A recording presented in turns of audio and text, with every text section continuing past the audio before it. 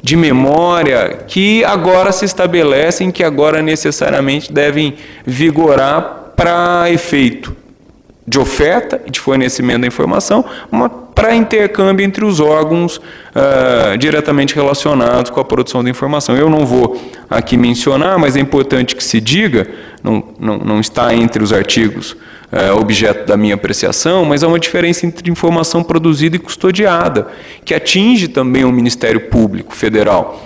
Aquele órgão que produz e que, atendendo a uma requisição de informações, encaminha ao Ministério Público, acaba encaminhando com isso a obrigação ao Ministério Público de fornecê-lo em alguns casos, o que pesa do mesmo modo sobre a CGU. Há uma dúvida, e eu aqui revelo a dúvida, nós estamos nesse momento discutindo o decreto de regulamentação. Não se concluiu esse esforço.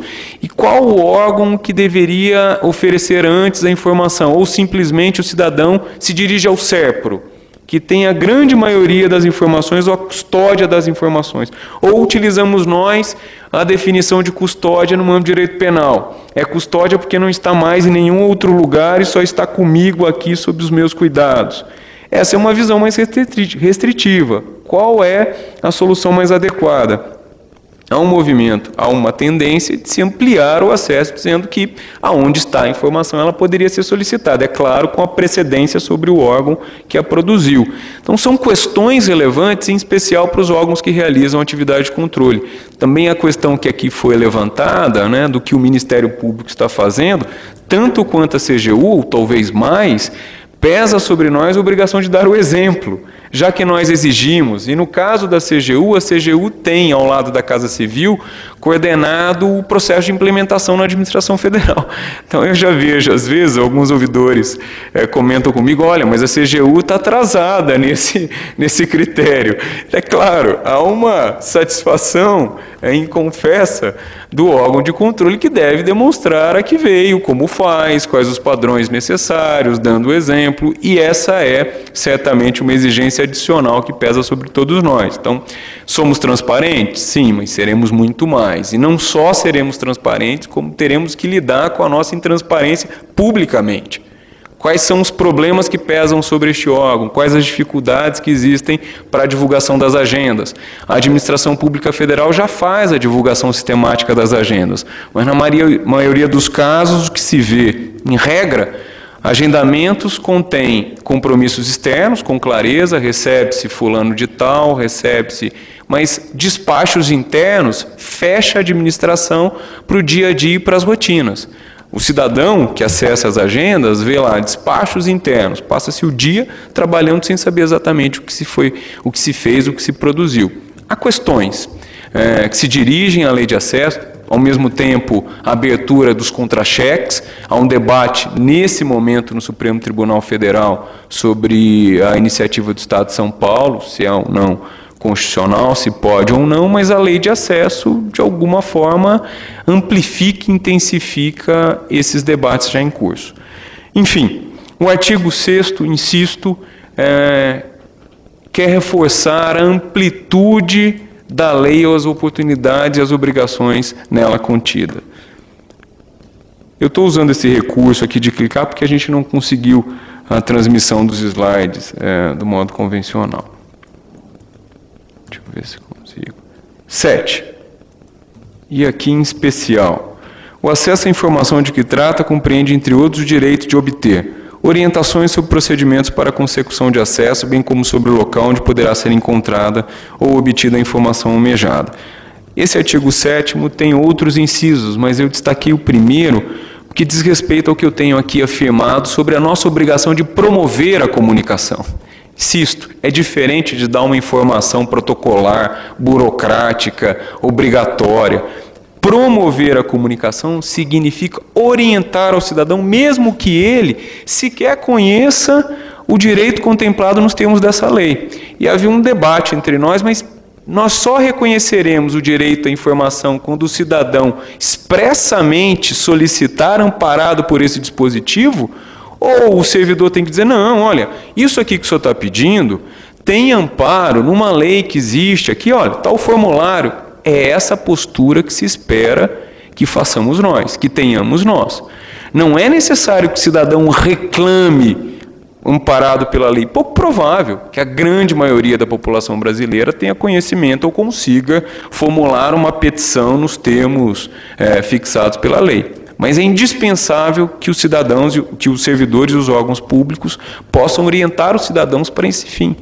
É importante, a doutora Vânia tenho certeza, vai esclarecer um pouquinho do que tem sido feito na administração. Nós vamos criar um sistema de tramitação e recebimento, sistema informatizado, para que toda e qualquer solicitação tenha ingresso na administração por esse sistema.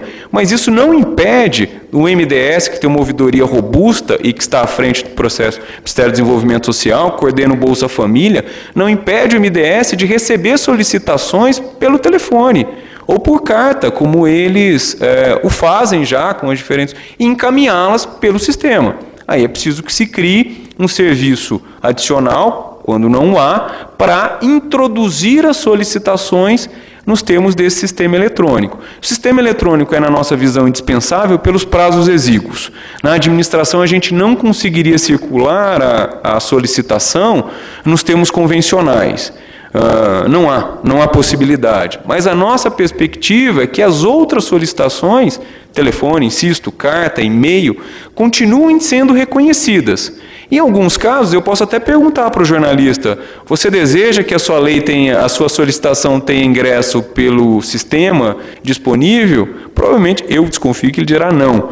Passa lá para o gabinete do ministro e me dê aqui a informação. Mas, de qualquer forma, esse é um movimento que deve o servidor produzir. Destaco esse inciso 1 aqui do artigo 7º, porque ele vai nos levar logo mais abaixo ao SIC, ao Serviço de Informações ao Cidadão, que é a única novidade burocrática, a única instância administrativa criada por essa lei e que vai nos exigir algum grau de especialização, para além dos serviços já existentes. Aqui relaciona o serviço de atendimento ao cidadão, ouvidoria, assessorias de comunicação, que habitualmente já estão habilitadas à interlocução com o público ou ao atendimento.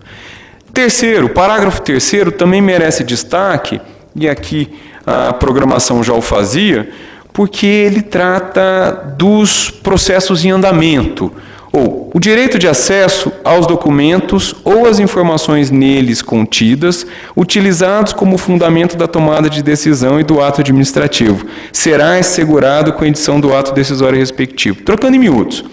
E aqui o exemplo do Fernando Rodrigues, no ano passado,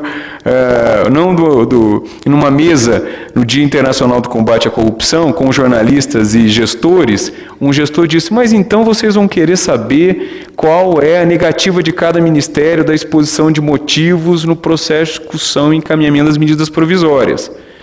É delicado para a administração pública ou para o Poder Executivo. É sempre um debate... como eu diria numa palavra, mas eu não vou usar, é sempre um debate descortês, tá bom assim, Jaime? É sempre um debate espinhoso, tenso entre os órgãos. Não, por que introduzir esse dispositivo, por que não? Enfim, difícil dar amplo acesso a esse debate.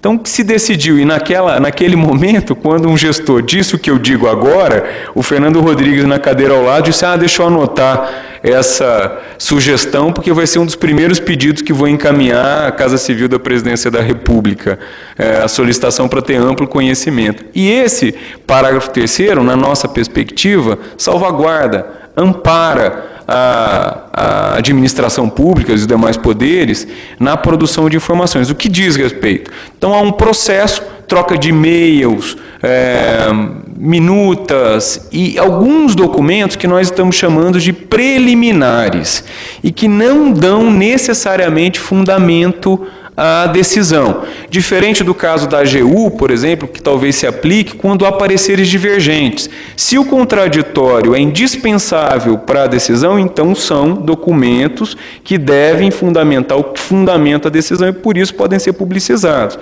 Mas, eventualmente, documentos que são considerados preparatórios, que troca de informações ou de considerações, esses poderiam ser mantidos ainda em sigilo por força desse parágrafo 3º. terceiro. Essa é a interpretação, a compreensão do Poder Executivo nesse momento. Já estou finalizando.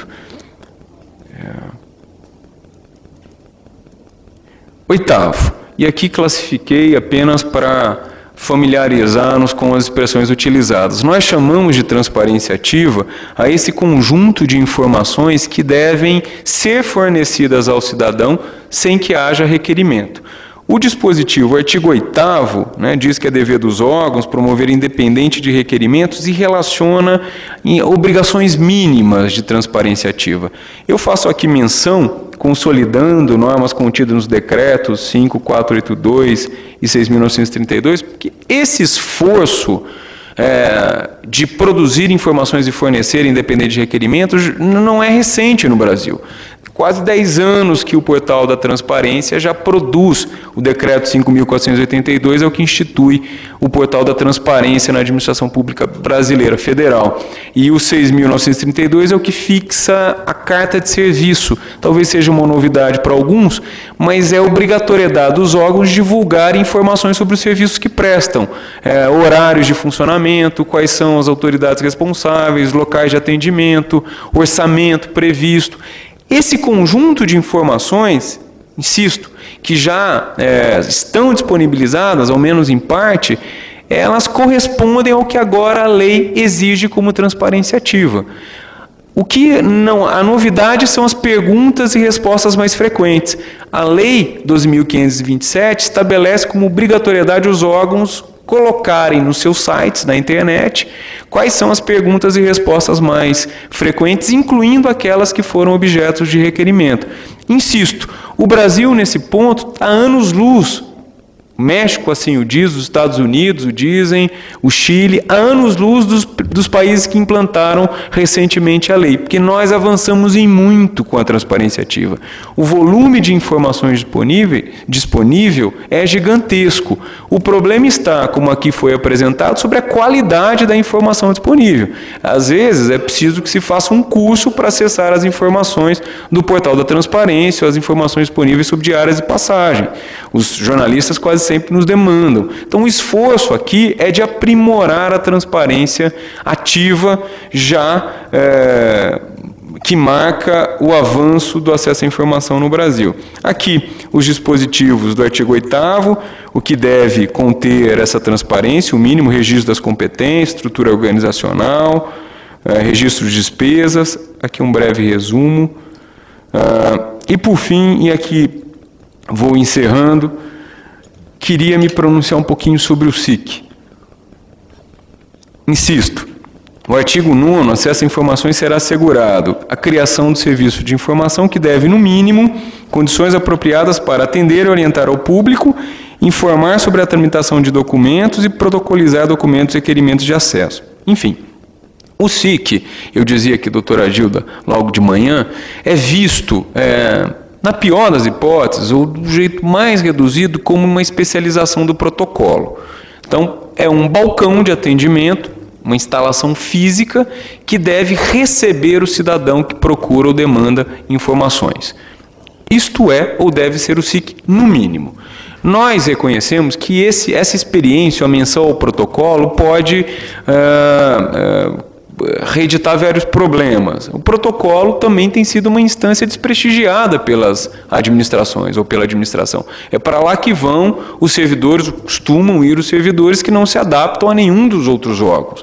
E como exigir que esse servidor seja a face mais palatável, acolhida, que esse servidor promova a recepção e a acolhida do cidadão que demanda esclarecimentos, que quase sempre não sabe exatamente o que solicitar.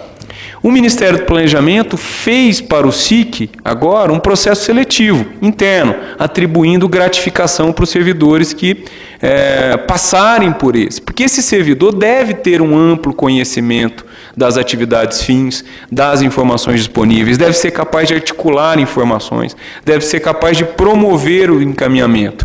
Na prática, a solicitação ingressará pelo sistema eletrônico, vai por e-mail ao SIC e o SIC fará a distribuição dentro do órgão público específico. E essa distribuição, é claro, no caso da CGU se dará por interlocutores, então em cada órgão, no caso da CGU haverá cada secretaria, em cada órgão específico terá alguém que fará a recepção dessa informação e tentará buscar as informações disponíveis. E o SIC, recebendo a resposta, repassa ao cidadão.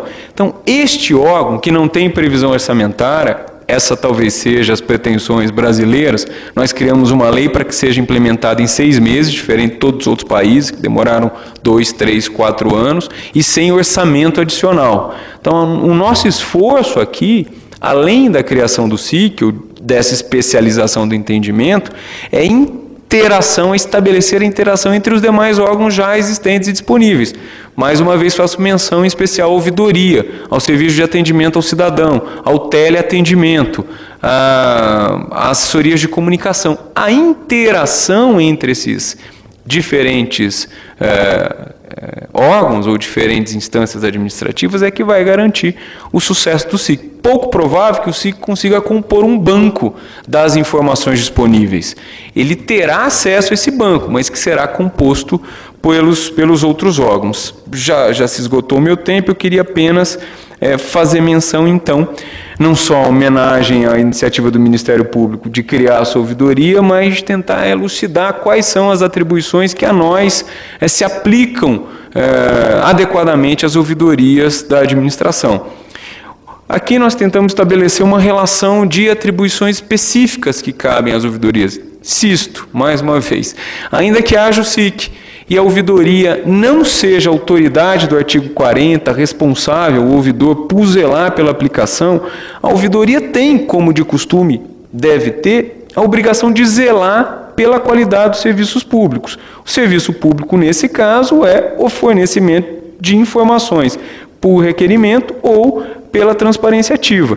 E é nessa perspectiva da ouvidoria avaliando, zelando, contribuindo para a qualificação desse novo serviço de acesso à informação, ou dessa relação que se estabelece em razão da lei, que nós estabelecemos essas atribuições. Então, a primeira, realizar no mínimo, a ouvidoria poderia só fazer isso, realizar o monitoramento da tramitação do pedido de informação, basicamente a verificação dos prazos. O SIC pode também fazê-lo, mas é uma decisão de cada órgão.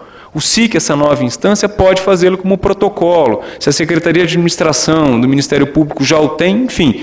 Mas na nossa perspectiva, da Ouvidoria Geral da União e da CGU, cabe às ouvidorias, em especial, o monitoramento dos prazos, para verificar se os 20 dias estão sendo cumpridos, se os 10 foram prorrogados sob fundamento, e assim o vai. Isso é que nós chamamos da análise de eficiência da aplicação